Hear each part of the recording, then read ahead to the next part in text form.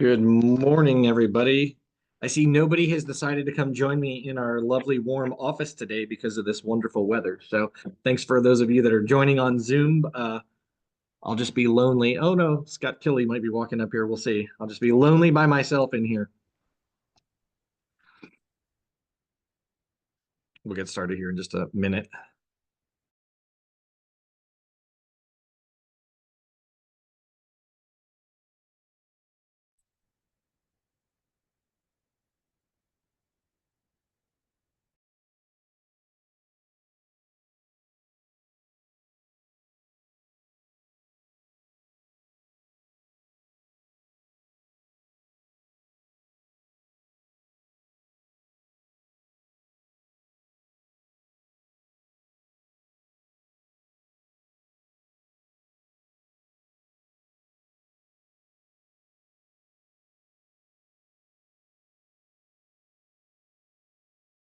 That's good.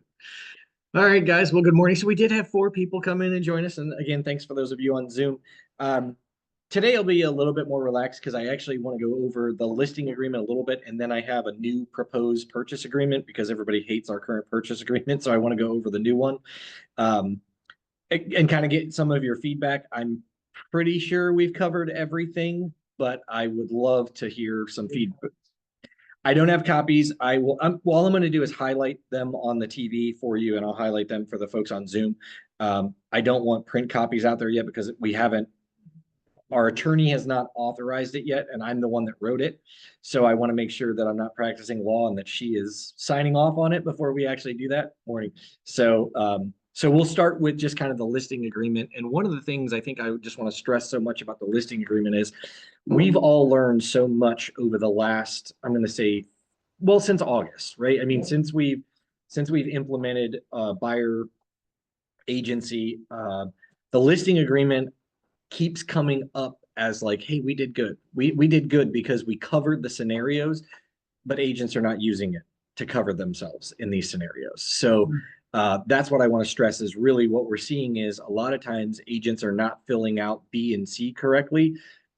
They end up getting a call and it's somebody that wants to see the house and the buyer doesn't want representation and they're like, well, how am I getting paid? Well, the listing agreement covers that if you filled it out properly. And so you have to get that courage, you have to get that confidence to fill out this document correctly because the situations that are in it are going to come up. They may not on every single situation, but they will come up. So we'll go over that. And like I said, I'm always happy to get your feedback as you've gone through this. You know, you're doing more listings than I am, and you're doing more sales than I am. So, not that I'm not still doing them, but this is important to get your feedback as to what you're seeing out there. So, all right. So the exclusive right to sell agreement. For the most part, you know, it's pretty standard. We know that on the first line, that's the address of the property. And you can, I get this question a lot too, is, you know, can I list more than one property on one listing agreement? And the answer is yes. You would just need to make sure that the parcel is separate. You can list the parcel or the address separate on here, along with the price separate. Those are the biggest things that you need to make sure are separate because if one sells, the other one may not. And so you just need to make sure that we know the difference in the pricing and the term as far as expiration. Most likely they would expire on the same time and start on the same time, but you can put more than one on the listing agreement. Would it be easier just to do two separate listing agreements for each parcel? Well, I think it's easier to do two separate listing agreements only because if one does sell, not that you still don't have a listing agreement in place, but you have two separate dot loops instead of having commingled dot loop for a transaction. So, but you can do it either way. So if a seller is only willing to sell both parcels together, they're not willing to sell separate. Oh, then that would just be one listing agreement. Yeah, if you're selling two parcels together side by side, one has a house, one doesn't, whatever, they're going together, that's the same listing agreement. What I'm talking about is sometimes we have agents that'll say, well, I've got an investor that's selling four different properties. Can I just put them on one listing agreement? Sure, you can do that. It's not always recommended because like I said, then you're commingling the loops and you still have to have four different residential property disclosure forms for those properties, but you can do it is the answer. So, yep. All right, and so then just whatever that price would be, of course, you're listing it there, and then everything must have a beginning date for your start date and an expiration date in order to be a legal listing agreement. One thing I will say, I know agents are doing it. It's really not recommended. It is against the rules.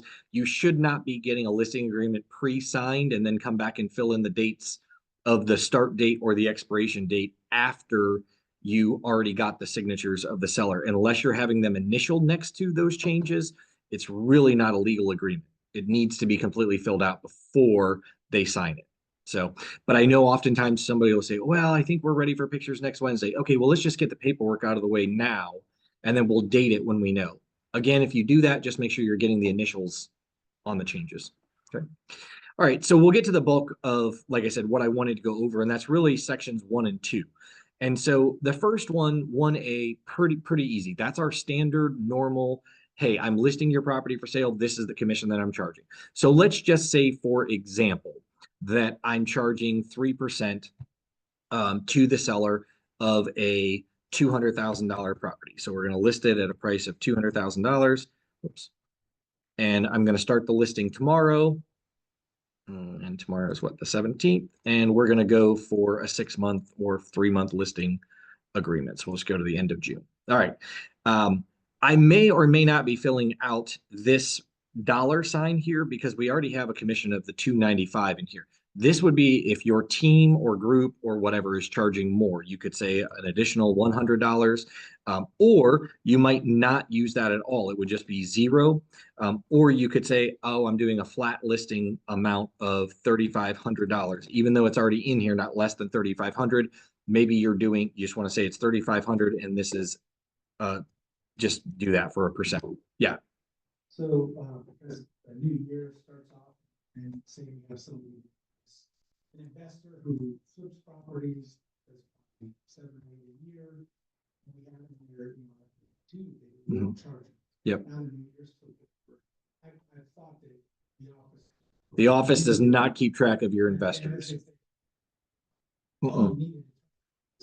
Yeah, we're relying on you for that $295. If for some reason you would email Cassandra or put in your command notes that this is an investor you worked with, or maybe it's not an investor. I mean, maybe it's somebody that sold their house with us, they bought another one, and now they're buying their kids a house or something like that. That would be 3 in 1 year. So that third one, we don't have to charge the $295. You can charge it. I mean, you get a percentage of it if you want to charge it. You don't have to charge it. The same thing with VA buyers as well.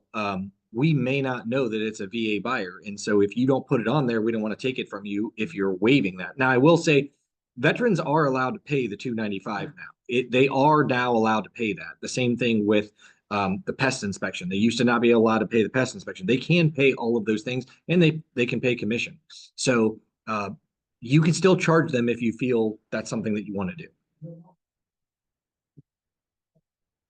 Yeah, it's temporary right now until we figure out whether the Fed is going to decide that veterans can't pay commission and the seller has to pay commission. But right now we're good. So, okay. So with a veteran, we're just charging 3% on a buyer. Yep. Or a listing, whatever. They're not allowed to pay our fee at all. It has to come from. They are allowed to pay the $295. Veterans were not allowed to pay the additional commission fee because they weren't paying commission typically unless it was a listing. Yeah. On a sale, they didn't pay commission, and they were not allowed to charge an administrative service fee or additional commission fee. We were also not allowed to charge a veteran for a pest inspection. They could not pay for their own pest inspection. All of that is gone. So what I'm saying is on here is you can charge the $295 to a veteran if you choose to do that. We're not going to make you do that as a company. If that's a benefit to serving the country that they don't charge that, and you say, hey, that's part of my service to you is we're not going to charge you that, fine.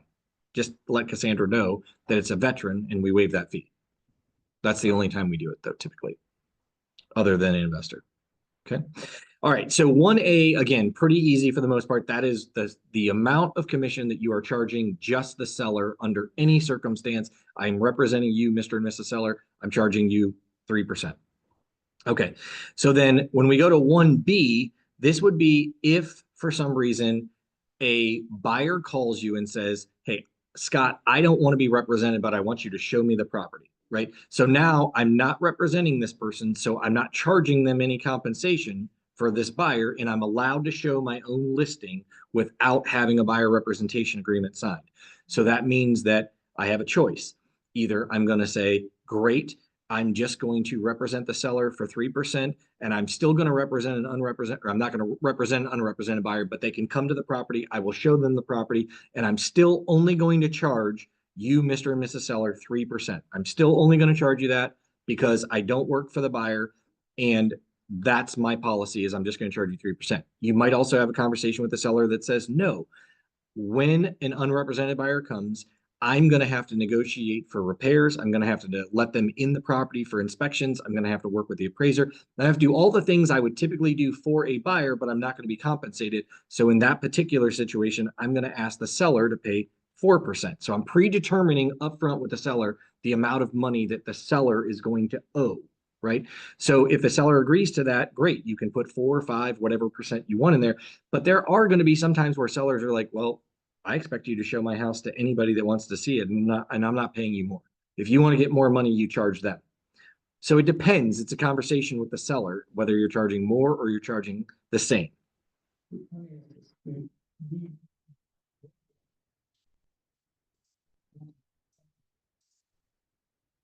Well, as an unrepresented buyer, you would write their offer because it's on our purchase agreement and you're the one writing it. Now, if there's an unrepresented buyer and they have an attorney, we've seen that where an attorney has said, I'll write the offer. That gets a little bit sticky because unfortunately, we don't know the attorney's contract the way that we know our purchase agreement. And when we're representing the seller, now we have to go through and make sure that we understand all of the things in their purchase agreement. Um, I would recommend, even on an unrepresented buyer, that you are writing the offer on a legacy purchase agreement.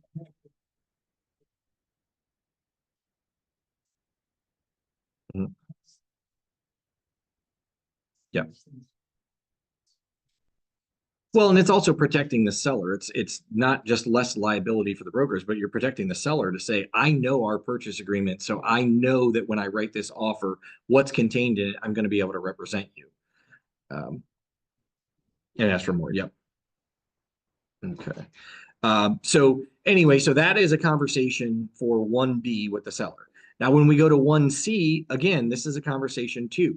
The seller might say to you, I am only paying you 3%. If you represent a buyer and you bring them to my property, you get that money from the buyer. I'm not paying you any more money. Okay, great. So that might also be 3%. Now, if you are able to successfully get the seller to say, okay, fine, to be a dual agent, I'll pay you 5% commission. Then I would envision I'm going to charge you 3% if I only represent you. I'm going to charge you 4% if I have to write for an unrepresented buyer. And if I'm going to represent a buyer, I'm going to charge you 5%. Now, they might question, well, what are you going to do for the represented buyer that you're not going to do for the unrepresented buyer? Well, there's lots of things that you may or may not do. You may not provide a list of home inspectors to them. You may not provide a list of lenders. You may not talk to them about their pre-approval and things like that. I don't know what you're going to do with an unrepresented buyer. You may absolutely choose not to give them any additional information other than the duty of honesty, right? But when you represent a buyer, you might give them a lot more information and help them through the process. So the seller could say, fine, I'll pay you 5%. They may not. But section 1 is only a conversation with what the seller is paying the listing company only, right? It has nothing to do with a buyer. Even though I've said an unrepresented buyer in B and a represented buyer in C, it still has nothing to do with any money that's coming from the buyer. It is only the seller. Okay. All right. And then under section 2, this is where the seller is saying, yes, I'm going to offer compensation to a buyer's agent, or I'm going to leave it negotiable. So I'm going to put in 0 there because it's negotiable, or you can cross that out and put negotiable if that makes you feel, more confident. Whichever one you want to do is fine. But if the seller agrees to pay, let's say, a 3% compensation to a buyer's broker, then in that case, you might be able to go back for B and C and say, well, in that case, I am only going to charge you 3% in any of those situations because you're offering 3% compensation to a buyer's agent. And so I'm going to get it regardless of whether or not you're offering it to me in B or C. So these are not always applicable. It depends on the conversation you're having with the seller. And it's just important that you understand the difference between the four of them, because we've had situations where, like I said, we had an agent that a buyer called and said, I want to see your property. And on that particular team, the listing agent never shows their own property. They always refer that buyer to their buyer's agent. But then the buyer says, I don't want representation. Well, then how's the buyer's agent getting paid if they're not representing the buyer? And why would I waste my time to show the property? Well, you could have covered that in section B, and you could have said, I was going to, get 3%, 4%, 6%, whatever it is. Let's say you negotiated 6%. Now you have 3% for the list side and 3% for your buyer's agent. So you have to understand how you run your team and how you pay them and what you're going to do, and explain that during the listing presentation. Yeah. Yeah. Remember Massa's question. Yep. You can mute yep, okay, we're good. What I'm curious about then, okay, let's say you fill out section 1C and you have that 5% in there. But then down on section 2, you put 3%, would you not actually be getting 8% at that point in time? No, because that's my point is, so ask your question again. I don't know if everybody could hear that, but go ahead, ask your question. Could you guys hear on Zoom this time? Okay, so you're saying basically, if I put 5% here and I put 3% here, am I not getting paid 8%? Right? And that's why I'm saying to you, if you get down to section 2 and the seller is willing to offer compensation to a buyer's agent, you might have to go back here and say, oh, well, in that case, then I'm only charging 3% to you as the seller if I'm a dual agent, because you're already giving away 3%. But what we're seeing a lot of is this. We're seeing, I'm not offering anything there. And we're seeing agents fill out 3, 3, and 3, and then they get a call from a buyer that says, I don't want representation, or I do want representation. And then they're thinking, oh, well, I have to get a buyer's agent agreement signed. Oh, wait, it's my listing. I don't have to get a buyer's agent agreement signed. But now I walk into the property, I get the consumer guide signed. Now I've got to get paid from somebody, but I don't have a buyer's rep agreement to work with the buyer, because I may be representing them, but I showed my own listing. I didn't have a conversation with them before I ever got to the door that they're going to pay a compensation. And I didn't have a conversation with the seller that if I am a dual agent, that I'm getting paid compensation. Yeah. So you have to have that conversation up front. But again, not all of these are applicable in any situation. So you would not get paid 8% in that situation. If you have a seller that's willing to pay you as a dual agent and you negotiate that up front, and let's say it is 5%, then typically they're not going to be paying anything here. Yeah. Right. Is there anything wrong with, say that scenario, it's my listing, they've called me, they don't want representation. Now in the process, they've come to trust me, now they're like, you know what, we changed our mind, we do want you to represent us. And then to get that buyer agency agreement at that point. Yeah, I mean, well, my recommendation is Because that, that has happened. yeah, if you show your own listing to somebody that called and said, I don't want representation, or I just want to see the property, right? Mhm. And now all of a sudden they want to write an offer on that property. You should be having a conversation with them about buyer representation, because if you are going to be a dual agent and represent them, you need to have an agreement with them to represent them. Okay. Right? But there are plenty of people that are saying, I don't want representation, I just want to get in the property. That's all I want. So you're gonna have to get them to sign the consumer guide, but you would not get them to sign a buyer rep agreement. And the buyer rep agreement too, what happens if they don't want that house, but you want to work with them to show them something else? You need a buyer's representation agreement. Yeah. So the only time a buyer's rep agreement is not necessary is if you're showing your own listing or you're at an open house, you're holding an open house. I had an agent ask recently about an open house where they wanted to hold an open house for a different brokerage. Well, it makes it really difficult, especially with buyer broker agency now. Not that it wasn't difficult before, but it makes it even worse because it's an open house, so it's technically exempt from having to have a buyer sign anything.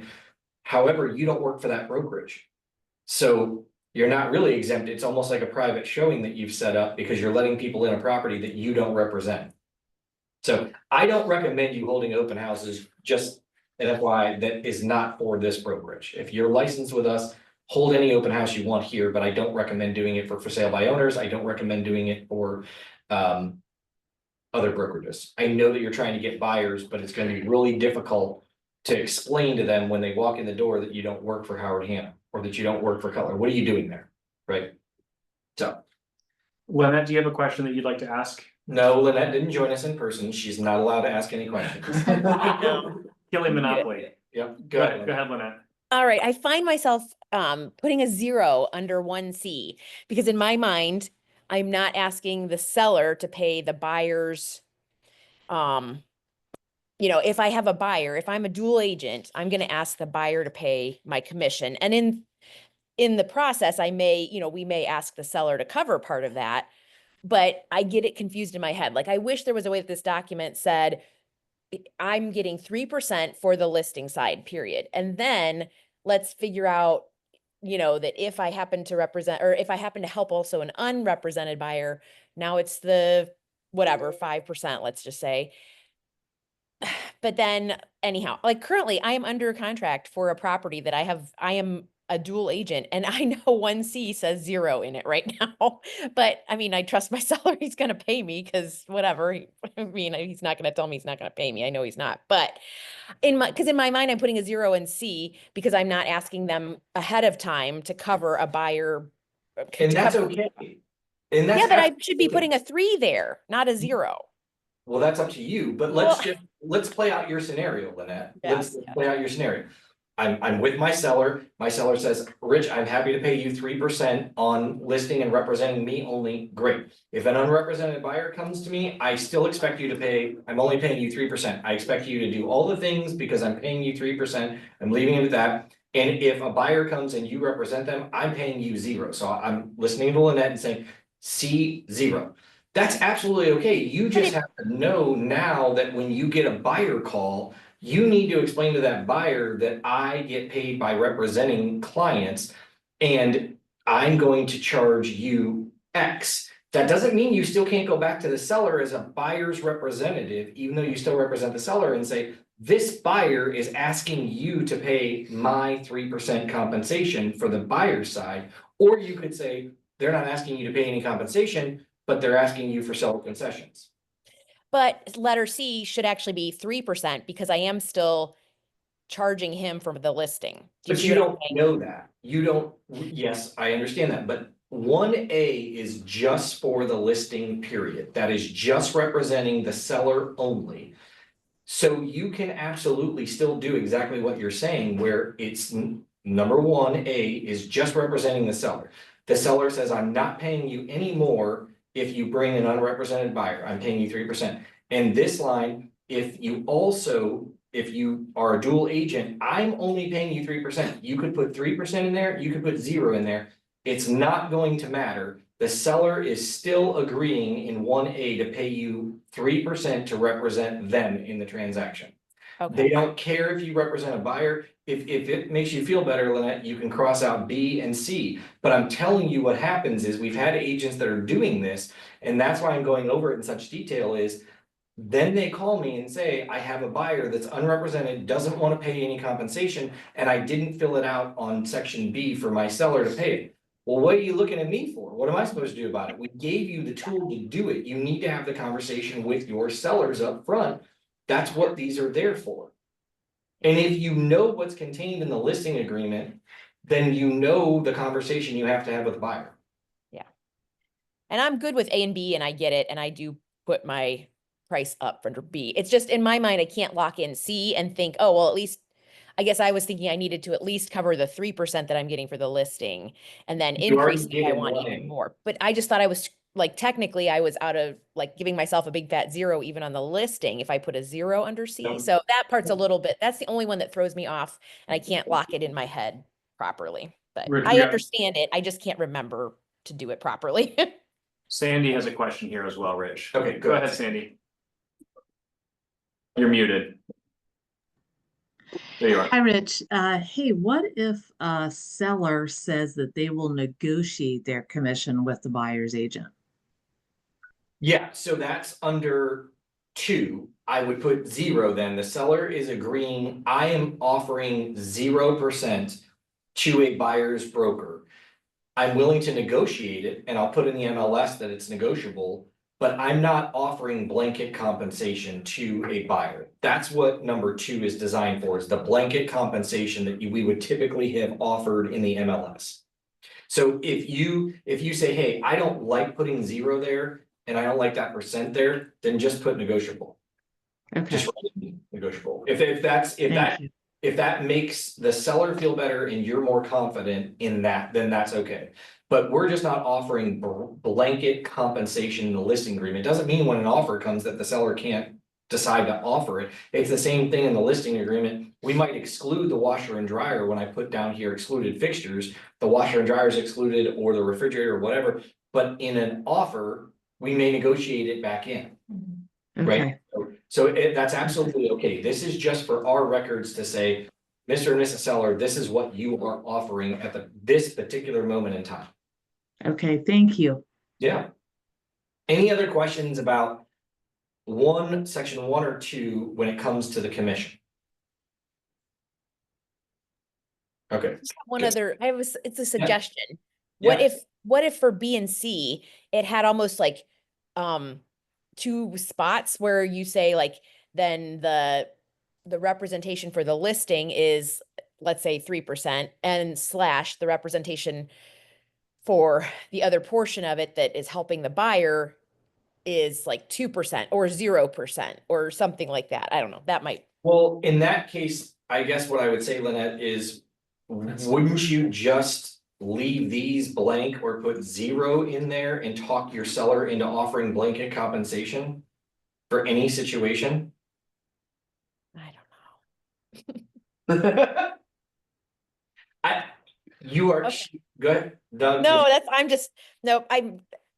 it's just weird. And then that's fine. I'm done. I'll shut up. Well, no, you bring up, I mean, if you're thinking about it, I think that other agents might be too, but I'm just saying. All of these, I think what you need to wrap your head around is these are not all applicable in every situation. You have to discuss with your seller what it is that their intentions are. So again, if you say, hey, it's easier for me to just think about it this way. The seller is paying me 3%. Great. A is the only one I'm filling out. I am not filling out B or C, but I'm now talking my seller into filling out that they're going to offer blanket compensation of 3% to a buyer's agent. Well, now I'm covered, whether I'm a dual agent or whether I'm an unrepresented buyer. I'm representing a buyer most likely, and I'm getting paid 3%. But you could also have it as this is 0. Let's just say the seller says to you, I am only paying you 3%. I don't care what you do. That is on you. Fine. I'm going to list this at 3%. I get paid 0 extra, 0 extra, 0 extra. That doesn't mean that when you represent the buyer, you can't ask the seller to pay your compensation. It's always negotiable. The only thing that this is doing on the listing agreement is predetermining what you as the listing agent are getting paid for. That's it. In any situation. The reason that we didn't put these all 3 together is because I can guarantee, we've already had the sellers that will say, I'm not paying you more money to be an unrepresented buyer. But you have other sellers that say, oh, that makes sense to me. I'll pay you if you bring an unrepresented buyer. So why wouldn't we allow that to happen? If we chunked all 3 of these together, you're only getting paid whatever the listing percentage is, no matter what situation you do. And that's really not fair. If you're competent enough to negotiate more compensation for different situations, you should be able to get that. You just gotta be able to explain why it's in their best interest to pay you a little extra compared to at that point in time, my incentive, if you're not gonna pay me extra to have an unrepresented buyer, I'm then gonna wanna get a buyer agency agreement, and then I'm going to do dual agency and want them to pay more. Right. So, and then I'm gonna ask for that, so I think if we just predetermine this up front, it's gonna save you money in the long run. Because you could say something like, well, on my buyer presentations, I always get a 3% compensation. But if I'm on the listing side, I'm willing to be a dual agent for you for 5%. So that could be an incentive for them to say, oh, well, if you sell this yourself, I'm gonna save 1%. They might think that, they might think, no, it's negotiable and I'm not paying you anything. So just depends. So, all right, if no other questions about that section, then we'll just kind of go through this relatively quick, the rest of this. But again, ask questions as you have them, that's fine. So the lockbox access, I guess what I would say is just making sure that you understand a Supra is always the best thing that you can possibly use to protect your seller. Giving out lockbox combinations Because how many of us actually change the lockbox combination from one property to another? You do? Kudos to you. Most of us have used the same combination for 30 years or since 1942 or whenever we all got licensed, right? So it's, we don't change it. And so when that code gets out, because people do give it out, unfortunately, anybody could have it. So if you aren't changing the code, you probably should think about it if you're not using a Supra. And otherwise, I would say use a Supra. And there are plenty of ways to get Supras. There are plenty of agents that have them that don't use them. And you can buy them for $20, $30 off of them and get them. So I would always recommend a Supra. But if not, use your lockbox. Don't give access when it's your listing. Do not give access to people that shouldn't be in the property. You know, if the appraiser calls and says, hey, I want to get in the property, well, don't just give them the code because the property is vacant and you don't care that they're going in on Monday at 3 o'clock. Get the seller's permission that the buyer or the appraiser is going in. I'll give you a situation that we just recently had, not at our brokers, but one of the other ones. There was a complaint filed because the listing agent was a team. And there were 3 people on this team. 2 of the people, including the rainmaker, had never ever met with the seller. The seller had never met with one of the buyer's agents and the rainmaker, but the other agent that did listings and sales met with the seller, represented the seller. All 3 of them were on the agency disclosure form. That buyer's agent that had never represented the seller, even though they're on this team, brought the buyer. So now the team is considered a dual agent.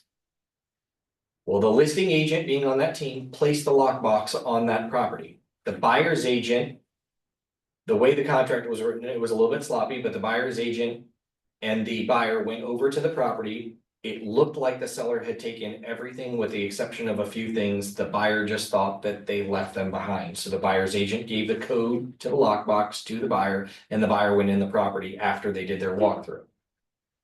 The seller showed up to the property to realize that this buyer was in there, and the seller filed a complaint against the rainmaker and the buyer's agent, but not their listing agent, even though they were all the same team. The division didn't get that complaint, but the board did.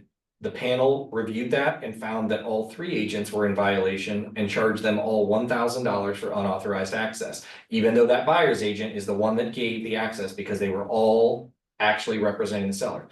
And their rationale was because the listing agent had control to take that lockbox off the property to make sure that there was nobody getting access after the property had closed. And they chose not to do that. So I say that as a best practice to you, when a property closes and you leave that lockbox on there, you are running the risk of anybody going in there. And in this particular instance, that panel found the listing agent just as guilty because she left that lockbox on the property.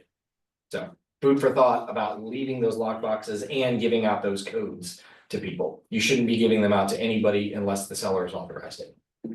All right. Authorization to market, we're gonna put a sign in the yard, we're gonna probably do a floor plan, we're gonna do all kinds of things, but go over that with your seller. Your seller might say to you, I don't want my floor plan on there. Maybe it's a police officer and they don't want the layout of their house online. Maybe it's somebody that, you know, their security is very important to them, and maybe they've been in a domestic violence situation. Who knows? Any situation, they might say, I don't want my floor plan on there. I don't want pictures of the inside of my house on there. I don't want a sign in my yard. I don't want my neighbors to know I'm moving, whatever the case is. So make sure that you don't just assume that the seller is okay with you marketing their property in all avenues when they may or may not be. Electronic surveillance, I think it's safe to say pretty much every house in America pretty much that has internet has electronic surveillance at this point, whether it's inside or outside, whether you know it's there or it's not there, whether it's a baby monitor that you're not thinking about, whether it's a camera that you don't know is there. You might as well just assume that when you're in that property or on that property, anything you say is probably being recorded. It's a good conversation for you to go over with your seller because it is illegal in the state of Ohio for you to record somebody's conversation, audio record it without their permission unless you're a party to it. So like right now, I can record everything that's going on in this room, whether you know it or not. But if I left my phone on record and I got up and walked out and I recorded your conversation, I wasn't party to it, that's illegal. So unfortunately, that's what's happening in these situations. Sellers are going back and watching these buyers in their house say all these things. They're also getting offended when the buyer says something or a door slams or whatever. They should not be recording. We're not telling you to turn it off. We're just telling you that if there's electronic surveillance, we should disclose that. And so in the MLS, you probably in the broker remarks should say video surveillance at the property. Fair housing, that's the fair housing statement that is in every single document. That's from the federal government. Nothing surprising there. And disclosure, disclose. And that includes the agent. I'm gonna give you one that I never thought would come to our door. We settled this recently, but we did not know that the seller had the property treated for fleas a year prior to selling it. However, after the buyer got in there, we represented the seller and we represented the buyer, but two different agents in the same brokerage. The buyer got in there, she was bitten alive by fleas because she decided to tear up the carpet and she was going to put in different floors. Her children were bit, we saw the pictures, it was pretty bad. It got to the point where she had treatments coming in and trying to get rid of these fleas, and even after the carpet and stuff, they had to remove the baseboards in order to get rid of them because the treatment wasn't working, and so they said, so anyway, we got sued as the brokerage, and so did the seller, for not disclosing that there were fleas. Now, we did not know that there were fleas in the property, we had no idea, that's not even a question on the property disclosure form. However, after the closing, the buyers called their agent at our brokerage and said there are fleas, this is a problem. We tried to get it negotiated with the seller, they didn't want to do it. We were now aware that there were fleas in it, but it was after the fact, but that was enough for us to get sued. Wow. We just had to settle in a lawsuit in order. I mean, we had to pay for things that I can't even describe. We had to pay for a vacuum cleaner, we had to pay for doctor visits, lost wages, because it affected, like, I could not believe the amount of bites these people had on their bodies, like, it was bad. And the seller is paying part of that lawsuit as well, because they are really ultimately liable. We should have had nothing to do with it, but we have E&O insurance and every attorney knows it. They come after whoever they think is gonna be able to pay it. So I say to you, disclose. If you think there is something worth disclosing, you need to talk to your seller about it, whether it's fleas, whether it's something. There was a murder or a suicide or whatever, because we know suicide, you don't have to disclose, but anything that a buyer might say, I would have never bought this house if I had known, whatever that is, fill in the blank, disclose it. So. And that's probably just a good question for our listing appointments, like, hey, It really is. the RPD asks a lot, but there may be things that aren't on here that come to mind. That, is there anything else that we should know that's happened at the property that would? Yeah, I mean, have you had the property treated for bed bugs is not on there, but if you're a landlord and you did have it treated for bed bugs and you know it, you're probably safer to fill that out and say, I had it treated. Because then the chances of you getting sued if it's on the disclosure form are a lot less, or at least them winning against you for less. Seeing a 7-page RPD coming soon. We're at Yeah. 6 now. Yeah, I mean, Okay, wait, I have a question though. So I want to know how you do that and represent your seller appropriately. So for example, I have a listing and I know that someone died in that house. So where should I go ahead and disclose that? Should I put that in the broker remarks, and how exactly should I word that? And I have a feeling that's already gonna, probably get rid of a handful of buyers. But I guess I'm wondering what that looks like if I'm actually supposed to be, promoting this home and selling it for my seller, but then I put that in there somewhere? Do you know what You I'm need to saying? talk Like, to help your- me from a practical standpoint, know what I really what that should look like, I guess. Yeah, so the conversation would look like this, Mr. and Mrs. Seller or Mrs. Seller, whoever it is. It sounds like there's been a suicide in your home. That is not something that you legally have to disclose in the state of Ohio. However, I would recommend that you would disclose that to any interested party that would write an offer on your home. And I think that we should just write something up that says that there was a death in the home or a suicide. You don't have to get explicit detail or anything like that. But if I get an offer, do I have your permission, get this in writing, do I have your permission to let them know that there was a suicide in this property? I'm not gonna put it in the MLS, I'm not gonna put it on the property disclosure form, but I need to know, can I disclose that if we get an offer? They might say no, that would hurt the chances of my home selling.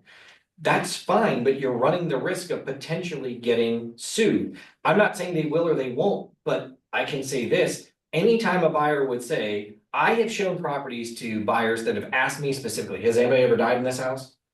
I don't know. I have no idea if somebody's died in that property, right? I mean, somebody could have died in it 50 years ago. I don't know. But there are people that say, well, I'm very spiritual. I can feel spirits, or I'm this, or I'm that, or whatever. there are those people out there, and if that's the type of person that goes to buy this house, Lynette, and you and the other person, the seller has not disclosed that there was a death in this, and after the fact, the buyer comes and says, I would have never bought this house had I known there was a suicide in this property. I can pretty much bet that we're all gonna get sued, and they're probably gonna win. And there was no suicide, that just somebody died of natural causes. Oh, died of natural causes, yeah, I mean, my grandfather passed away in my old home, and that's where he lived with us, I didn't disclose it, natural causes you don't have to disclose. It's a horrific death, but a suicide can sometimes be a horrific situation depending upon how it happened, just like a murder. I mean, I remember going to show a property in Alliance the one time, we were ready to write an offer on it, we wrote the offer, and I got a call like 3 hours later, and my buyer said, did you know there was a murder in that house? Nope, but you type in the address, boy, it pops right up. And I mean, it was a horrific death. Somebody was shot in the house, they were drugged to the garage, rolled up in the carpet and taken away. Like, it was a horrific death. Yeah, and well, it was Alliance. Not Youngstown. But so I mean, now they were still okay with buying the house, but had I had a buyer that wasn't, I mean, I couldn't believe that the agent and the seller had not disclosed that. And then I thought, oh my gosh, all they did was type it in Google and found it. I should have done that. But I wouldn't have done it, you know, so that's what I'm saying, like, as a listing agent, there are all kinds of things, and we aren't supposed to disclose anything that we're aware of. If it would make a difference to a buyer, you should just disclose it. So Lynette, I hope that helps, you know, if it's. I don't think you need to write it, Lynette, with natural causes. Yeah, natural causes, you don't have anything to worry about. Okay, well, but and I guess my other point though is like I had a listing or I had a buyer's agent reach out and ask if someone did die in the house, and I did, or if they, oh no, they just asked if the seller had died. I guess they didn't ask if it was in the house, and yeah, I guess anyhow, Well, to your point, like, you know, that's the thing is, I mean, a seller again might say to you, I'm getting a divorce and I don't want people to know it. That's confidential. Yeah. My spouse died in the house and they died by taking their own life. I don't want that out there for the world to know. Don't put it out there for the world to know, but the buyer that's buying the house probably has a right to know. So. okay. All right, and so then again, that's basically, you know, the disclosure, and then confidentiality, again, this is where you would have that conversation. Anything that's confidential, I remember, I mean, back when real estate was booming, you know, and it was like. You can give away a situation where when it was a buyer's market, not a seller's market, you can hurt your seller by saying, oh, they're going through a divorce or they're moving out of state or they're relocating. Automatically, people just assume, oh, they need to sell this house, I'm gonna get a better deal on it. Now, sometimes you could tell when you went into a house and there was only a male's close or a female's close or whatever, and you knew something was going on, you might have a better idea. But don't disclose things that a seller doesn't want you to disclose. Same thing with multiple offers. A seller may not want you to disclose there's multiple offers because sometimes people get weirded out and will say, oh, well, if you already have an offer, I'm not gonna write one now. You don't have a duty to disclose that unless the seller authorizes you to do that. So going with that, if the seller doesn't want you to disclose that somebody was murdered in the house. Yeah. What's our responsibility then? You now know it, you have a duty of disclosure, we so have that's to the disclose it. conversation, yeah, so the conversation is with the seller is, you've now told me this, I now have this information, I have to disclose that somebody was murdered in this Okay. property. So if you're not willing to disclose that, I'm probably not the agent that's gonna work with you. Perfect. Let me ask on that. Legally, you don't have to, but if they ask, then you A have. suicide, you don't have to, but a murder is a horrific death, yes. See, that's what I used to think, and then I thought I read somewhere that the stigmas that we didn't have to, but that would be a stigma. As far as I'm aware, if it is a horrific death, and again, I don't know what qualifies as a horrific death, but I think being stabbed or shot or suffocated in your own home, I think that would constitute as Yeah. horrific. And maybe I was listening to something that was a different state. I just, Yeah. I've heard it both ways, so that's why I was just trying Yeah, to clarify. a suicide, you do not have to disclose, and a natural cause death, you don't have to disclose, but if it's something that would cause somebody for pause, yes, you should Yeah. disclose it. Okay. All right, a point of sales, or I'm sorry, I skipped a couple things. If there's any fixtures that are excluded, you would type that in here on this line. So fixtures that I can think that would be excluded, you know, a chandelier that was grandma's, wall sconce, I don't know, a bookshelf that's built in that you're now taking with you, curtain rods that match your bedroom set, things like that, things that are fixed to the property that you would be taking with you. I would even go all the way down to a bathroom mirror, because a lot of bathroom mirrors now are not affixed to the wall, they're hung on a nail or a hook or a whatever.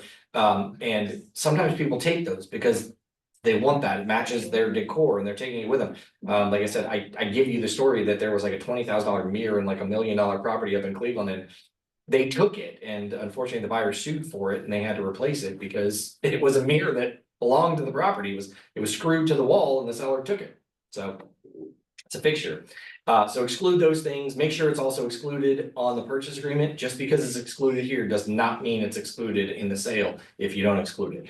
Home warranty, this is where if the seller is offering a home warranty, you would offer that. Point of sale inspections, this is where I say, make sure you understand where you're selling at. So like the city of Cuyahoga Falls has a voluntary sewer, it's not a sewer scope, but it's like the downspouts, your rainwater that goes into, a lot of times those were tied into the sewer and not the storm drains.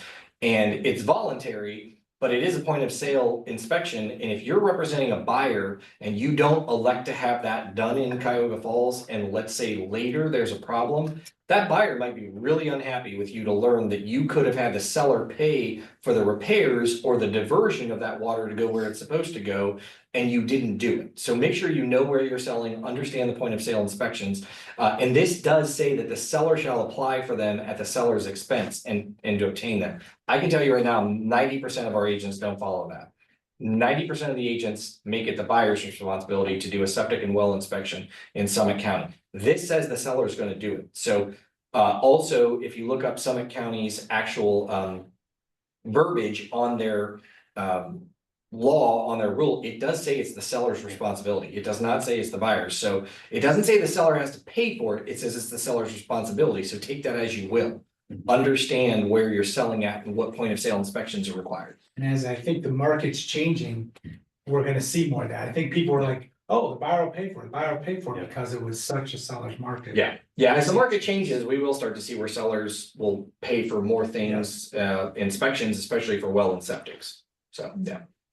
If a home hasn't, I'm sure it's happened to all of us, but I would just say for septic inspections, if you've gone to a listing appointment and a seller has said, I've not ever had my septic inspected or pumped or anything, and I've lived here for 12 years, you better just explain to them, it's probably a good idea that they do it before they list, because you're gonna get into something 9 times out of 10 when they realize that they haven't found it for 12 years. And then they have to dig into it. So anyway, seller obligations just says that we are here for selling the real estate. We're not responsible for winterizing your property. We're happy to drive by your vacant property to make sure no windows are broken out and the water's not on the floor, or the heat didn't go out. But if it did, we're not liable for any of that. That is not our problem. You should be keeping your property in good repair, shut the water off, winterize it, do whatever you need to do. Cybersecurity, we're not going to ask them for their credit card, banking information, things like that. And then this is a binding agreement. I think it's important to let them know that, because especially with investors, we've had recently where an investor will call and be like, oh, well, I'll get you the next time. I found a buyer for my property. I want to take it off the market. You might be okay with that. You might not be okay with that. So you need to decide how you're going to enforce that. And we're always going to support however you want to enforce that. I get calls where agents are like, I will withdraw the listing, but I'm not releasing it. Okay, tell me a little bit more. What are we doing? Okay, I'm going to support you. We're not releasing it. So make sure it's a binding agreement. Now, it gets us into a little bit of trouble when we get then the seller calling saying, I demand that I want this released. Depending upon the circumstance, we might have to release it, because we're not going to get sued over something. But there are ways to work around it. If you don't want to release the listing, maybe they want to list with somebody else. Well, we can negotiate maybe a referral of some kind before we release it to that other company. So there are ways around it, but I would try and enforce that if you can. And then they sign it, you sign it. Make sure if you're a team and there's more than one listing agent, get the listing agent signatures on it. I don't care if it's a pre-signed listing agreement and you have 1,500 of them, just make sure they're all signed. Okay. Any questions about the listing agreement before we move on to the new proposed purchase agreement?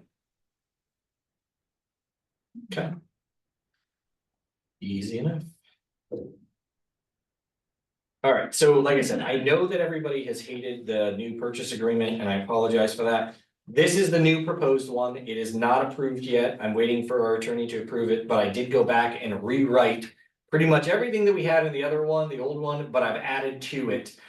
So I did not add to the number of pages. It is still only 5 pages, and it still does have the initials. So some of the things at first to go over that I've changed and I've highlighted are the earnest money.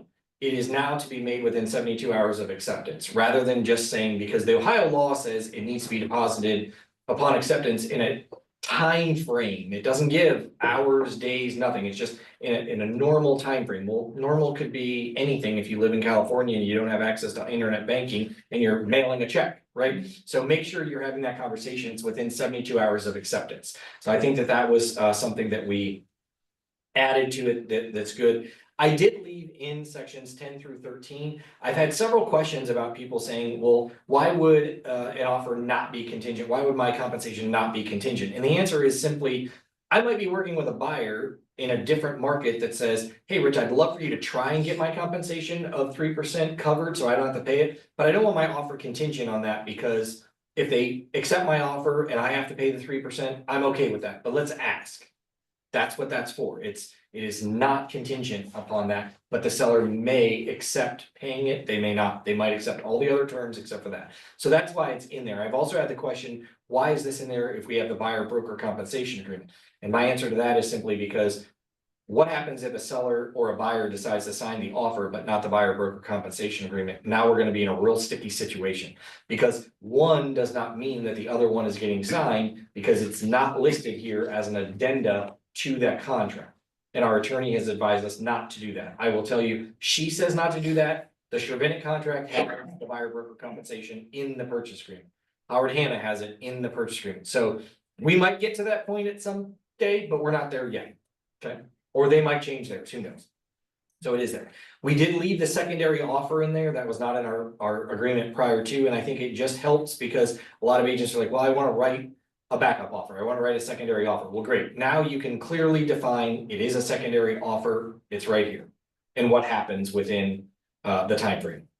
Financing, this is pretty much the same clause or financing paragraph that we've had. They're going to make a written loan application within so many days. We need commitment within so many days. The seller agrees to pay blank towards buyer's expenses, and the seller agrees to pay any required repairs for the appraisal not to exceed blank, right? So those are all things that are good to have in there that we decided to have. We still left the additional 14 days if it's a government problem or a lender problem. The contract extends for 14 days. This is not because the buyer took 10 days to make a written loan application. This is the lender is getting OFA approval and there's a delay. The city of Canton needs to approve the financing and there's a delay, something like that, right? And then properties and fixtures and equipment, we did make sure that we added mineral rights. It was added before, but we just want to make sure mineral rights, if there are any, including all gas, oil and gas owned by the seller, and it is subject to any existing leases of record. So just making sure that if there is a lease in place, great, but I'm getting them as the buyer, right? That money is coming over to me. We bolded it so that people can't hopefully miss it. I'm sure we will, but it's in there. So that's one of the things. I can't read it because of my eyes in the distance. What if like I just came across the property, said the mineral rights are not to go to the property, is there a way to mark that? You just cross it out. No, we're not doing is or is not. We're absolutely leaving it in there. If they don't convey, cross it out. That's fine. Because agents will forget to check it or they won't be sure to check it. They don't, it's just easier to leave it in there. If it's not applicable, cross it out. Yep. Lynette has asked, can we remove the part about being contingent or not contingent on seller paying for commission? Leave the paragraph, just reword it and remove that needing to be checked. We're asking for it and it's negotiable. Oh, I like that. Well, I just covered that, Lynette. Where were you? Getting a coffee I break? think she's saying she doesn't agree with it because it is part of the negotiation. I'm just saying, when I go to check is or is not contingent, I'm afraid that a seller might think, oh, well, this offer is like, it's negotiable. I'm throwing it out there. I'm asking for it, but I would like for you, if you don't want to pay it, just like I had an offer the other But day and is the it lady said, okay, I'm negotiable? not paying the full Mhm. amount. She said, I'll pay part of it. And so we discussed that, but I just think those check boxes are confusing. Like, what if it just said, seller to pay buyer broker commission at a rate of 3%?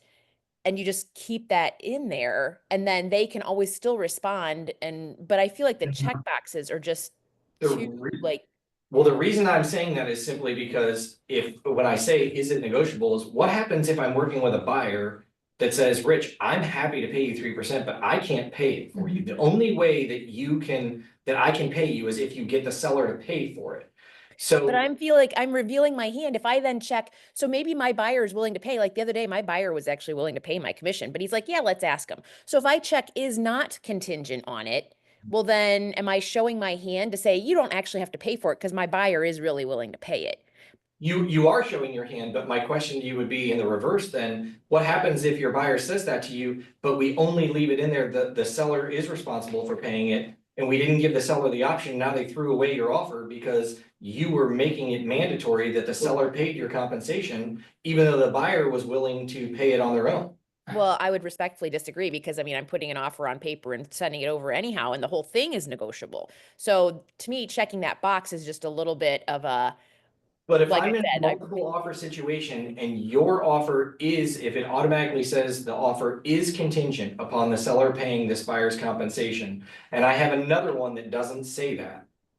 but I think if that little checkbox isn't there, I think everybody understands everything is negotiable. And I think an agent can come back, a listing agent can come back and say, look, we have another offer. They're not asking us to cover their commission. You're asking for your commission to be paid. Like, I think really what that Do you get checkbox that is saying, opportunity always, though? Do you always get that opportunity to give a second no. offer? But I think this checkbox is saying, in other words, don't even ask because I'm not willing to take away the commission being a part of this offer.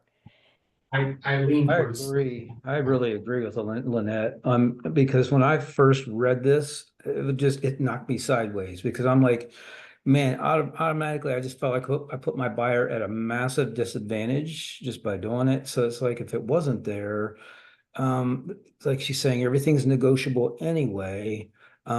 If they come back and they want to play the negotiation game on that commission, it's like, okay, we're open to that. But right now, man, when I first read that, it's almost like giving them the green light to shut me down and then put it If back you on. check is not contingent, Yeah, if it's, or yeah, you just want the whole thing gone. Yes. yeah, so let's just do that. I would tell you right now that No. you would probably have you are the minority of agents. I think I would be shot dead if we try to take this out of I'm this. just I'm not- joking. I'm kidding, but what I'm saying is I'm not kidding about the is not. When I first saw is not, my first thought was, We don't have to have is not. I'm okay with is not. I'm just saying to you, everybody wants these documents to be perfect. Everybody thinks that these documents should be every situation. And the only thing I'm saying to you is, if we take out is not, and I put you in a situation where it is automatically written in here, let's hypothetically just say first we're leaving it, right? Not taking it out. We're just leaving the offer is contingent. We don't have a checkbox. We just say is contingent. And you submit an offer and your buyer says to you, hey, I'm willing to pay you, but I'd like to see if the seller would pay it, okay? But that's not anywhere in here because we said the buyer's offer is contingent. And the listing agent comes back to you and says, well, you asked my seller to pay compensation, but the other one didn't. We didn't even give you a second chance to counter anything. We just took the other offer. That's Well, something. I would- totally agree. How do we fix it? You can take out that the buyer is contingent, or I'm sorry, that the offer is contingent. I don't even want that wording there. Like, I'm saying, leave the paragraph in that this is what we're Yeah. asking for them to pay in commission. But the wording of saying this is contingent or not contingent is the piece of it Yes. that I think needs struck. I do too. So the offer is open, so leaving line 10, Mhm. and then just saying. On line 12, the commission will be blank of the purchase price. Escrow agent is instructed to deduct from the seller's proceeds at closing and pay directly to the buyer's broker. Yeah, like you That's- could start that sentence by saying seller to pay 3% of buyer broker commission, period. They can always come back and negotiate that if they don't like Right. it. Just like all the rest of the contract. Somebody asked for it, they didn't, ours didn't, ours that did, they didn't give us a second option, so I think it's just part of the negotiation, but I think it gives our client a better opportunity to get their, this paid or by the seller. That's Okay, my opinion on that part as well. okay. I mean, we Yeah, can, please. What did What? Scott just say? What did Scott just say? In agreement with you, Doug. yeah, Scott was agreeing. Okay. Is there anybody that thinks differently or the same? Just, I'd love to. Heather Mahillis, Beth Berkey, Jimmy, I forget how to pronounce your last name, Svitkovich, have all agreed. Brittany agrees, Sandy agrees. Okay. Yeah, I mean, we can reword that. We have to have the commission in there. That's why I'm saying, like, Mhm. taking it out is what I mean by being I short. think it Like, needs to be there. we have to have the commission in there that says that this, because. Sanford disagrees. Okay. You can be wrong, Melissa. Still love you. I tend to disagree too. To me, it sounds more, if you take out is not contingent and you just leave it. It just sounds like this is what I'm demanding, and to me, it sounds like you're not even open for negotiation. I think this gives us more options. If it says is not contingent. I think it gives you an opportunity to talk to the listing agent as well. So it's more of like, it opens the door for communication. So if I offer to buy your car that you have outside your house for $1,000, I go up and say, hey, I'll give you 700. You still have the opportunity to come back and say, I'll take 900. And that's, I think, when you put Or that 35,000. language, yeah. No, the one that was listed at 5,000. All right, well, that's all right, that's food for thought. I'm happy to, if the majority of everybody thinks that we should change that wording a little bit, I'm happy to do it. That's why I'm bringing this up to you. I would rather change it once than 15 times. And so I'm okay with that. I still think that we're gonna run into other problems by not having is not contingent, because I can guarantee there is gonna be a time where an agent's gonna come back and say, well, you said it was, we had the seller, you're making the seller pay it, but if it wasn't contingent, then we would have accepted all the other terms except for that. So Lynette, if that happens, don't come to me because I don't want to hear it. I pick on you. I think you need me to write this paragraph for you. Just so Go you- ahead, write it for me and send it to me. I will. And I also think it should not follow the words that it has anything to do with the deadline of the acceptance. They're not connected. It's not that it's connected, it's just in the same paragraph. I think we actually have the offer. It might be on the last one. Rich, Bree Yeah, has asked if the seller is willing to pay 2% and my buyer is paying the other 1%, do you write the offer as it is contingent on commission because they're still giving me some commission? yeah. Even if my buyer is willing to pay the full 3 if the seller doesn't agree. Yes, I mean, you would still, if you're asking the seller to pay a portion of it, then yes, you would say it is contingent or it's not contingent. And I think that's my point is, whatever that percentage is. Yes, do I agree with everybody that gives you a disadvantage? Because if you say it's not contingent, then the seller's probably gonna say, okay, I'm not paying. Sure, that's absolutely true. But there are gonna be situations where you want the seller to have that option and you don't want it to look like it's mandatory. So yes, you would include that. And actually, Lynette, we can take out line 10 altogether because it's actually redundant. It is here at the last section. So. All right. We need to have like a contract writing contest, once a quarter. Right? Just I know. to scratch some people's itches. Great job, Lynette. Great job. Good job, Lynette. And then I'm gonna call you too when I have to change all these lines and redo everything, because it is a pain in the rubber. let me tell you. But again, I appreciate the feedback very much because I would rather get this right. And Lynette, before you say anything, because you're my culprit, I know that sometimes these boxes end up at the end of a thing. I tried my darndest for that not to happen, but in order for these lines to be perfect, sometimes that happens. So if I take something out and it changes, I don't want to hear that the microwave has a checkbox on this line, but it says microwave on the next line. Because she's my girl that always complains about that. All right. And I kid with Lynette, she knows. But anyway, all right, so then moving on to deed and closing, then we change that from our current paragraph. This is just the closing. There's only one date. We don't need a date of recording to be separate like the current one is. It's that. We had taken out deed to be made payable to. Our legal counsel didn't think that it was important to have it in there because the title company deals with that, but I think it's a good thing to have in there just because sometimes you have to have that conversation. Is it going in the name of an LLC? Is it going in a husband and wife's name? Is it only one thing?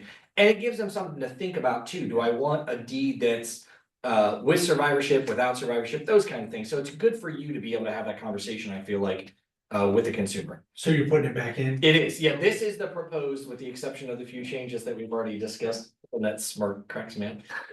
If we do that, you put it in there, let's just say it's going to me right now, and then we decide we wanna add Terra to it later for some reason. Yeah, the title company, you can add it later. We don't have to do an addendum to do that, the title company can handle it. The title company can handle it, but I mean, if you're adding somebody to a purchase agreement or removing somebody from a purchase agreement, you do have to have an addendum. Okay. Whereas the way that it is currently right now, leaving it blank, then it would just be on the title, we wouldn't have to do an addendum.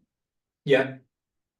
But you also aren't, in my opinion, doing your job as a real estate agent and getting the client to think about the different scenarios. Like, if I'm, let's say, for example, so like I have a client right now that says that her mom is gonna buy the house, but she's not. Yeah. Okay, so you're gonna put this property only in your mother's name. Does your mother have a will? Well, what happens if you're living in the house and making the house payment, but she dies? What's gonna happen to the house? Is it gonna go through probate? Are you gonna get the house? Are there other siblings? Like, why would you not have that conversation and show your value to the consumer? Yeah. So you have to do an extra addendum. No, I'm just trying to understand. No, I say that, but I say it facetiously because I get agents that'll be like, oh my gosh, it's another paper to sign. Yes, you have a job to do. Yeah. Like, you have a job to do. And by the way, you're not running to Burger King to get their signature at 9 o'clock at night. You're doing it from the comfort of your living room in your pajamas. So just, yes, right. So anyway, so yes, so I, if you guys don't like it that much, we don't have to, but I think it's showing your value. It's an added value. And then possession, we did leave that pretty much the same, where it gives, it's on the day of closing or it's not the day of closing, but we left in there on or before 4 p.m. so that somebody doesn't think they're getting the keys at 8 a.m. when they don't have to give the keys till 4 p.m. Evidence of title, I guess I would really like to hear what you guys think about this section, simply because these two lines are going to be the exact same company name 99.8% of the time. It's gonna be American Title Solutions, American Title Solutions. The escrow agent is not the person. Yeah. It's the company that's doing it. Now, the reason that this is divided up is because there are situations, for example, like Colonial Title and Blue Ridge Title. One of them does escrow and one of them does the title work. So you would have two different names on these lines. One would be Colonial Title, who's actually gonna do the title work, and Blue Ridge Title, who's gonna be the escrow agent. It doesn't always happen, but it can happen. And sometimes the title company will say, we're not gonna be the escrow agent and close this because we don't know if they did a good enough job on the title, right? So sometimes it's only one. So I ask what you guys think. This is just going back to what we had before. I have no problem repeating the same title company if there's those exceptions where it needs to be clarified, Yeah. then keeping it is fine to me. Anybody else have any passionate thoughts about that? Lynette. No, Lynette, now, come on now. Poor Lynette. I have no opinions on this particular part. I know that's shocking. Prosecution arrest. That's right. That's- Cause I think isn't there also, is it Cutler, one of them, they keep the escrow as well, and then they have I their, think it's hard to Name handle. they might too, but I think Cutler, Yeah, it's just an option. We don't see it a lot, but it's in there. yeah, so I think just keeping it, I don't mind Okay. repeating. The taxes and title, what we did is in this, instead of having a checkbox for the agricultural tax, we just said it's gonna be paid by the seller at closing. If the seller doesn't agree with that, then they can cross it out. It's the same thing as the commission that you guys are saying, rather than have a checkbox, we're doing it this way, so it's automatically the seller would pay it. I don't know that a seller is gonna be willing to pay it if it's the buyer that's changing it, but that's how we see a lot of the purchase agreements in our area, that the seller agrees to pay. So we bolded it just to be on the safe side, especially for those rural areas. Okay, and then we did leave in here about the sewer hold. Again, you can use it, not use it, it's up to you. But I have definitely seen $800 sewer bills or $80 sewer bills where the seller just chooses not to pay it. So and it And follows, knowing your title company that you're working with is important on that, very important. because, you know, we use. them You very gotta know if they lot, check it or and not. They do a really good job, but we've had some not. Megan's Law, just any sexual offenders, predators, it's not the duty of the agents or anybody to, to say that. You need to let them know that they can get on the sheriff's website and look that up. Damage or destruction, we didn't change anything there. If it's more than 10%, then the seller, they can terminate the agreement, accept the proceeds, whatever they want to do for an insurance claim. Representations and disclaimers just says that the seller has reviewed, or the buyer has reviewed the residential property disclosure form, and they have it or they have not received it, one of the two. And then the inspections, basically pretty much same paragraph, just says that it has to be a qualified inspector licensed with the state of Ohio. If it's a home inspector, we still have their initials there for anything that you say no, they're not going to do. What I did, and I feel like it's good, but if you don't like it, that's fine, let me know. I see a lot of agents that check yes to the other box and say anything that the home inspector suggests or recommends. I do not like that. I don't want you to do that. I've said it repeatedly, but agents still do it. This other is like, let's say, for example, wait until I finish because I might have. I just pulled my hand back. Scott. You killies, I tell you. And I say that, but I love you guys. You guys are super supportive of coming to the classes and stuff and getting us food for thought, so it's good. But the other paragraph here is like if you're having a pool inspection, maybe you want a roof inspection, maybe you want an HVAC inspection. That's what it was designed for, not any other inspection recommended by the home inspector. But I've heard you and I get that there are things that you like. So what I did is I bolded and underlined it so that it can't be missed, I hope. If any of the inspectors who have performed an inspection recommend a more qualified inspection, including any of the above not specifically elected by the buyer. So if a home inspector says, I think you should have a mold inspection, I think you should have a roof inspection, fine.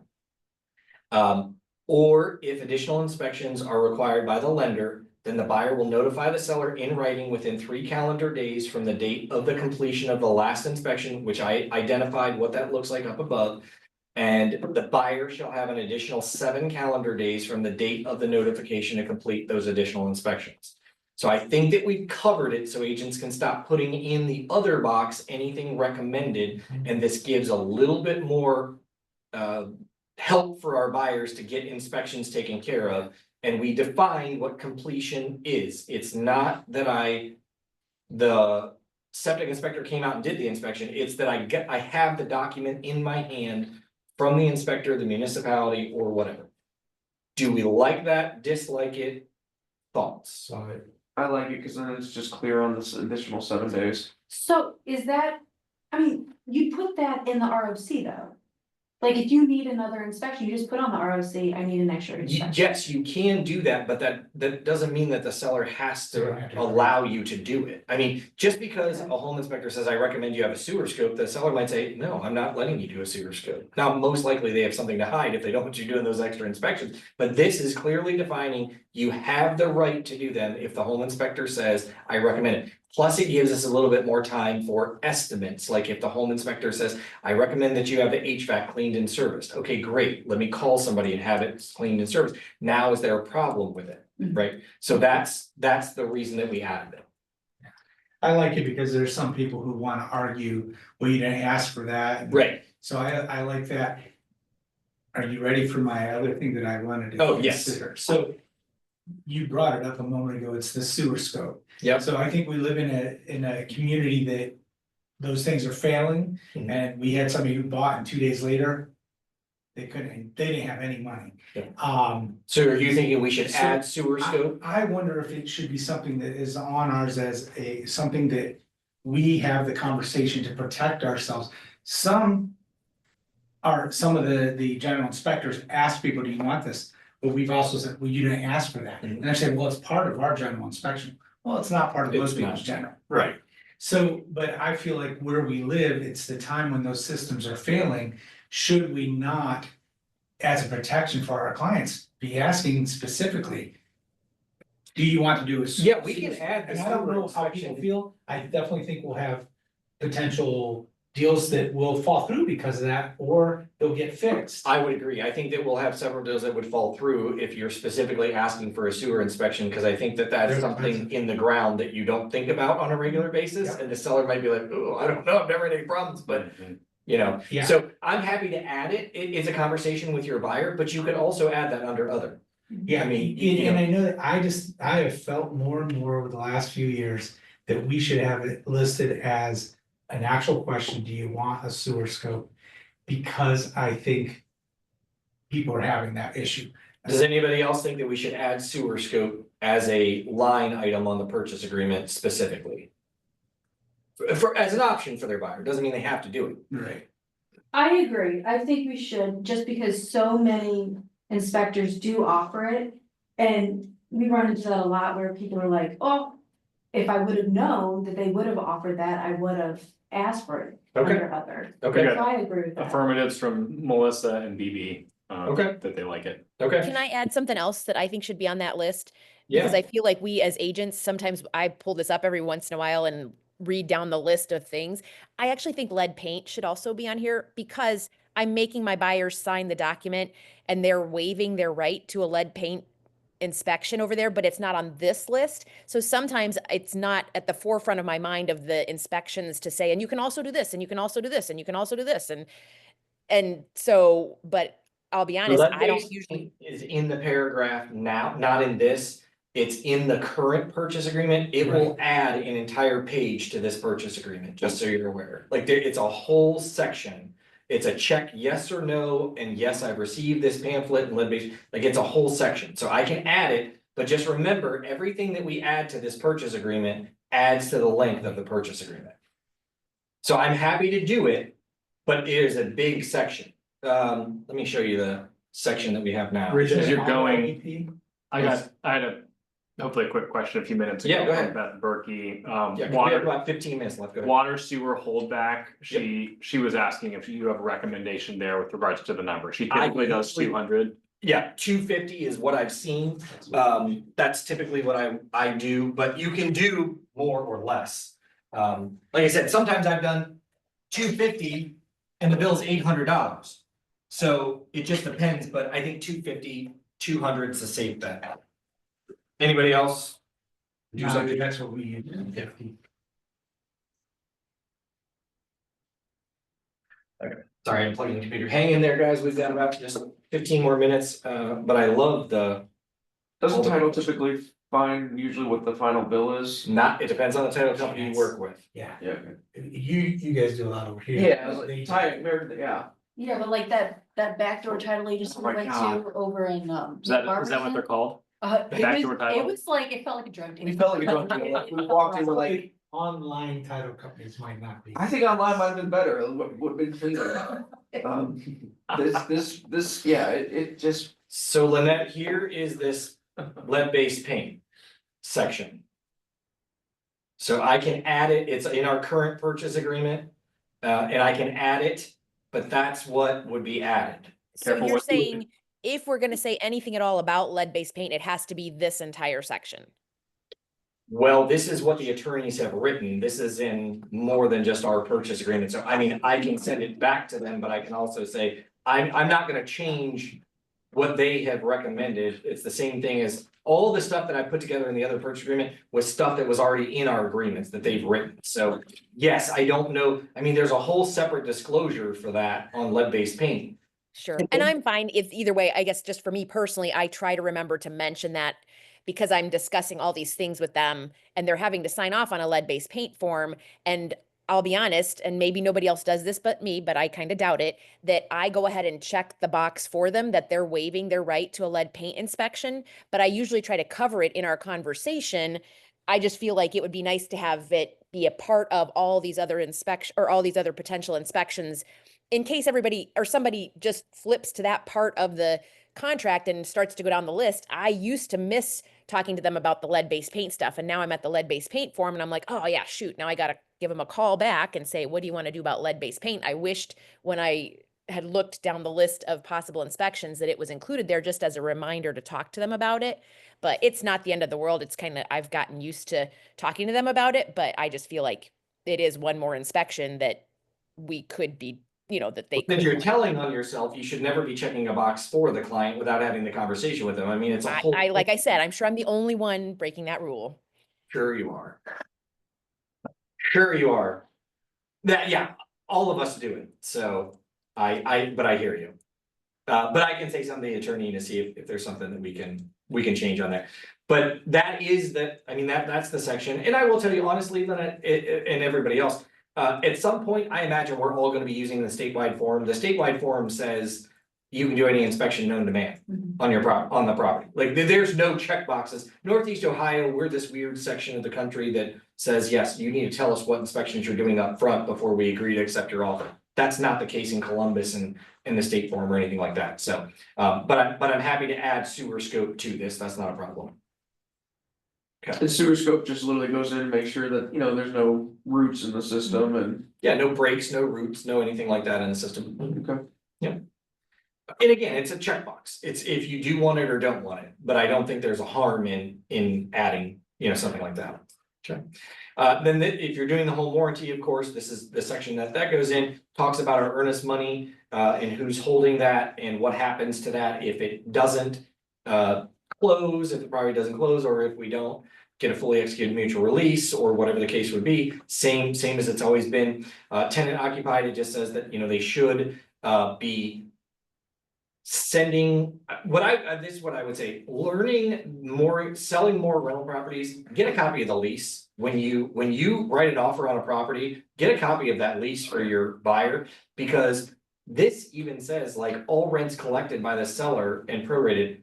There sometimes the seller doesn't collect the last month's worth of rent because they really don't care. Yeah. And then the title company doesn't put it on there. Same thing with security deposits. We just had one situation where we're still dealing with that.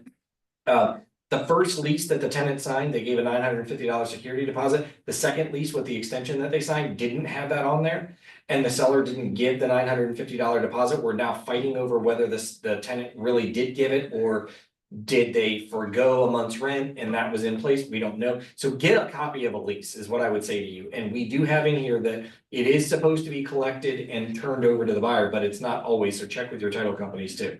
Be Rich, very careful. Sanford has asked about the RPD, says this only gives two options, have or have not, but will in 3 days. With regards to it being provided, what happens when the seller is not providing it, like bank owned, et cetera? There isn't, I mean, it says that the seller hasn't, but it also says the sale of, if it's exempt under Ohio revised code, then you're not getting one. So it covers that. It says that if the seller is required, they're gonna give it in 3 days, but if they're exempt, you're not getting one. So I think that covers it. Do they have to provide the exemption form? No, the exemption form is not Required. a state form. That is an Ohio Realtors form that was designed just for agents, so buyers weren't like, well, why isn't there one filled out? Oh, now I know why. It's one of the 7 exemptions. That's all. Okay. Yeah. Any good selling agent's at least gonna be able to explain that. Yeah. Should be able to explain. Yeah, absolutely. Okay. And to your leases, I think when you list the property, if you have Yeah, that situation, have those ready. Cause I hate when I call people and they're like, oh, I have to get those. I'm like, get that in. yeah. If you're doing your job as a listing agent, you should at least be asking for the leases. Yeah. To have a copy of them. Yeah. For sure. All right, and then contingent on the closing of a present property, we just highlight currently under contract because that was the big thing. This section's only filled out if the property is currently under contract. If it's not, you're using a contingency, concurrency form, something like that. Still allowed you to walk through. We've got that in here. The confidentiality. This came up the other day. And this is something that you should go over with your buyers, and that's why it's in here is once I give this offer to the listing agent, there's nothing in here that's confidential. Zero. If you give me this offer, Mike, and Scott, let's say you give me an offer. And the seller says to me, well, Lynette gave me an offer or Doug gave me an offer. And I know those people, like I don't know the agent, but I know those buyers. Mike's offer is good, Scott's offer is good, but I like both of these things in them. Rich, I'm instructing you as my representative to go to Doug and Lynette's buyers because I know them and say to them, I have an offer of $200,000 with no inspections and no agents asking to pay commission. If they can beat it, I'll take that offer. That's absolutely allowed. You're allowed to shop the offer when you work for the seller. So just making sure your buyer knows that just because you're sending over an offer, it's not confidential. Okay. And then authorization, this just gives us the escrow agent, we can review the settlement statement on behalf of our clients, which is always good. And then it is a binding agreement. It does talk about the dower interest. They must sign it if they're sellers and they're married because they can't sell the property. It takes 2 to sell and 1 to buy. Electronic data security, we've still got that in there. The addendums that you can check box are in there, and I will remove, Lynette, the duration of the offer on the first part because it's already in here secondly, and then these are the signatures. So this is the amount of room that I have to play with before we are going to another page, just so everybody's aware. And then the other thing is too, is this font is at a size 10. So that is as small as or as large as I can get without adding additional pages. Now, I've had several agents say, why not just do an 11 font and have 7 pages and don't do a large purchase agreement small? I'm open to whatever, but if you have an elderly client or somebody that's having a hard time reading this size font, I would rather them have an additional size that they can look at, but I will tell you that'll take a little bit of time. It's more formatting, it's changing things.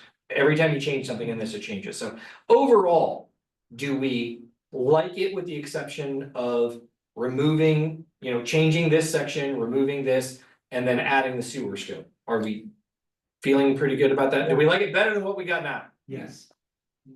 Me writing futures offers is not contingent on necessarily these updates. I'm sorry. I'm making a joke. Okay, I was trying, all right, I got you, yeah. Is or is not Yeah, contingent. is or is not contingent. No, I like this a lot. Yeah, check the box. And it's good I to have, have. I have an opinion. No, you don't. Okay, I honestly, I don't care how long it is. Like, I feel like when people jump on to sign, they're clicking through, I've already explained it for, I mean, I tell them to read it, but whatever, they're clicking through, they don't know how many pages they're clicking through. They're just saying yes to their initials and their signature, right? I'm not printing these out usually. Once in a while I am, right? But so honestly, that's my opinion on the length. Get in there what you need to get in there. But I do have one concern, the paragraph on the contingency, and it says that it is under contract. I feel like more often than not, I tend to be writing contracts for people who they have a house sale contingency. And like right now, I've got someone who they don't have an offer. It's an Amish person, right? So they don't have a contract in writing for the house they're selling, but it is the purchase of the next house is contingent on it. Happens to be another Amish seller who's okay with the whole situation. Everybody's fine. We're all good. So my concern is this: if I leave this paragraph that starts on line 173 blank, it almost is like saying there's no contingency of a property sale. So I tend to draw a strike through currently under contract, and I do put the address in there and I make the wording work for what I need it to. And then I also do use the addendum for a house sale contingency. I'm just saying though, the way it's set up, if it were just like, I shouldn't be filling that in because it's not under contract. However, I'm afraid then if someone just glances at this, it appears like there is not a house sale contingency because I haven't filled anything in there. Does that make sense? And I know I check that box. I do check that box. Right, no, so it makes sense, but I keep going back to this, like I said, and Lynette, and we have this love relationship with each other where we poke each other, but I was saying, this document is never going to be everything you need it to be. It just isn't. And the thing is I can take this section out altogether if we wanted to. You can strike through it if it's not applicable, that's fine. But the house sale contingency, if we didn't have currently under contract here and I just left it that way, all of this purchase agreement states that you're depositing earnest money upon acceptance. The inspections are going to be done within so many days. You have to use the contingency addendum in order to make it contingent, because that talks about getting their other home under contract and when the inspection period starts and all this stuff. There's no way this document could have all of that contained in there whatsoever. And if I don't, then I'm gonna have to do a checkbox that says is currently under contract or is not currently under contract. Because again, those timeframes start at different times depending upon the situation. So I'm not, unless you give me more clarity on why we would take out currently under contract, I'm not really sure like that, then when you sign this, it starts all the dates and all the times. So Yeah, I know what you're the only reason saying. it's in here is because you wouldn't use a contingency form.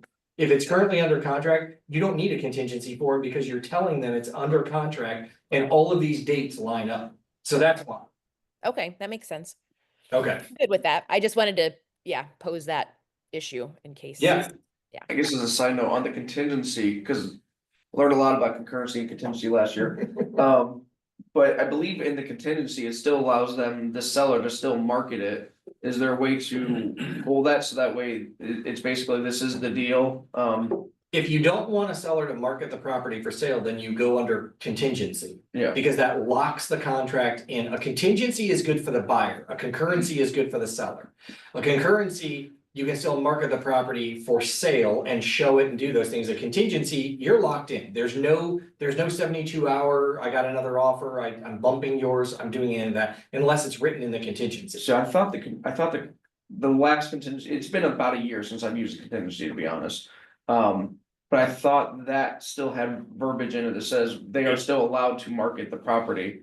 It depends on which one you use, but I think the biggest misconception with those situations are the contingency form says that the seller can still actively market the property for sale. That is true. You can still actively market that property for sale, but you cannot leave it active in the MLS. Under any circumstance, the MLS will not let you.